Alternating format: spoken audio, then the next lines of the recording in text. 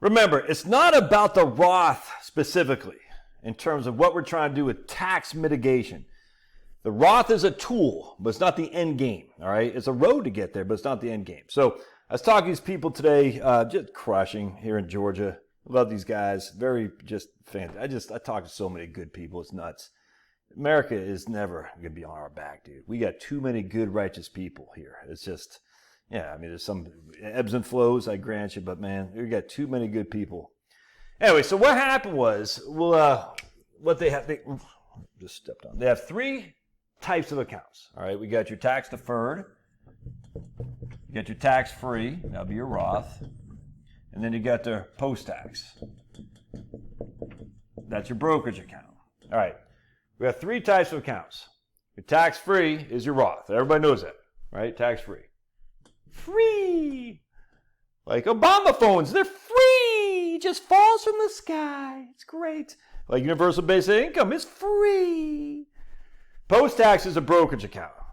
Brokerage account is what I'm doing right now. I'm not doing anything into either of these anymore. I'm putting it all in post-tax. I put $1,000 a month into VTI, the Vanguard Total Stock Index Fund, in my M1 account. Probably should just change over to Schwab, but I'm too lazy. I don't like looking at my stuff. I don't like messing with it. I just said, keep plugging, keep plugging, keep plugging. And the reason for that, again, is simply because the VTI has no capital gain distributions, and the VTI has very minimal dividend distributions. So it's a very, very low income producer for sure. All right, so these people I'm talking to today, they had about $1 million over here, 1.5 here, and 500,000 there. Now, it doesn't, look, I don't have that kind of scratch. I'll never have that kind of scratch. It doesn't matter how much it is. So let's just say instead of having 1.5, you had 500,000 here, 250 there, and 100 there, or something like that. It's all the same stuff. I don't have that kind of money, Josh. Yeah, it must be nice. It's all right. Anyway, the point being was, what her initial thought was, she wanted to put more into here, Roth conversions. Now, they're in a good place that they don't need income from this. They don't need income from their portfolio because they have their Social Security provides all their income they need because they don't have any debt. The whole story, their house is paid off. They don't have any, it's the same old story, man. You know, when you don't have debt in your retirement and you waited till at least your full retirement age to take Social Security, I'm telling you, man, more often than not, you're going to be fine. You're not even going to have to really, really draw down much of your portfolio. It's the debt that drives everything. So she wanted to keep doing this right here. I said, well, I don't think we should be doing that. And the reason we shouldn't be doing that is because of IRMAA. All right, so if we do Roth conversions, and she was trying to do $100,000 a year, and we factor in her Social Security and whatnot, then we're in the IRMAA strategy, the IRMAA atmosphere, or whatever it's called, stratosphere, or something like that. IRMAA is the Income with Respect to Medicare Adjustment Act, IRMAA. I think Bush signed it in 2006, and that's how much more of a Medicare premium you pay if your income is too high, your MAGI, Modified Adjusted Gross Income. So I don't think we should be doing that. And the reason we don't want to be doing that is because of IRMAA, 100%. But another thing is, this isn't the net result. What we're trying to do is just get this down. We're trying to reduce that right there. To either leave it to our kids, or so when I'm a widow, in this case a woman, when she's a widow, she doesn't get killed with a widow's tax trap. So the point is not moving the money to the Roth necessarily, is reducing your tax deferred while you're still married, filing jointly. Does that make sense? Now, they don't need the money from here.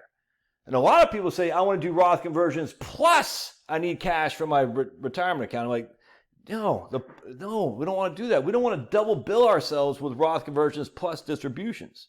I deal with a lot of clients that say, no, don't even mess with Roth conversions. If you need $50,000 a year, just pull it from your IRA. But don't mess with Roth conversions on top of that. A lot of times it doesn't make any sense.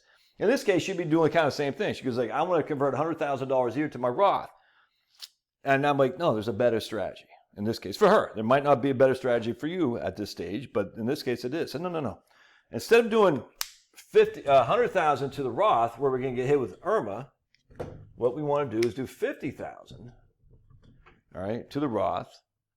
And then because her husband is over 70 and a half, he can do QCDs because they do like to tithe because they're very, loving the Lord is right or is wrong. They don't want to be right. And they want to, we are all stewards of God's money, man. This isn't our money, it's God's.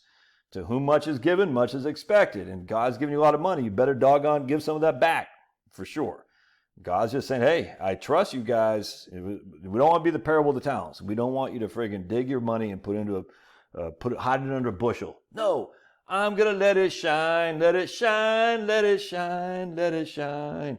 Hide it under a bushel. No way. I'm going to let it shine.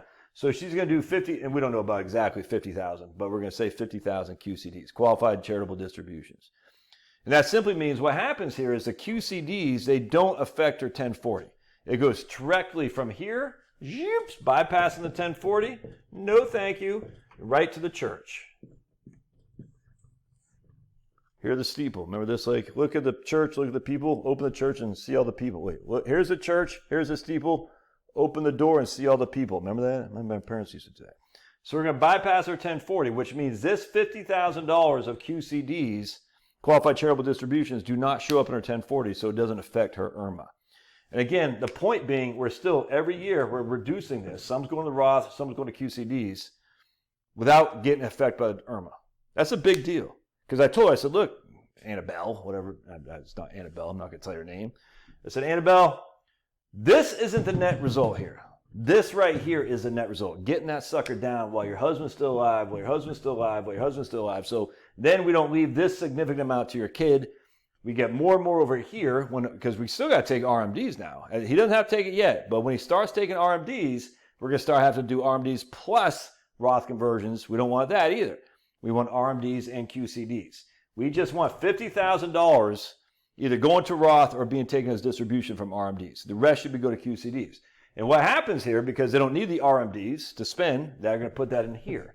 So then her son or her kids are going to get this completely tax-free. Kids get this completely tax-free. The church gets that completely tax-free, and it doesn't affect their IRMAA. This doesn't affect their income tax at all. It doesn't even go to 1040. It's just a way to do it. We're not trying to maximize Roth. We're trying to minimize tax hits to you, to your surviving spouse, and then your kids. And frankly, to any kind of charitable entity as well. Love your thoughts. Hope this makes sense. It probably doesn't. Well, look at that chicken scratch. That's just your old buddy Josh. With the bags under his eyes. I'm a bag man. Oh my goodness, dude. I need some of that cream to make myself look good. My sparkling yellows and my bags. All right, God bless. We'll see you.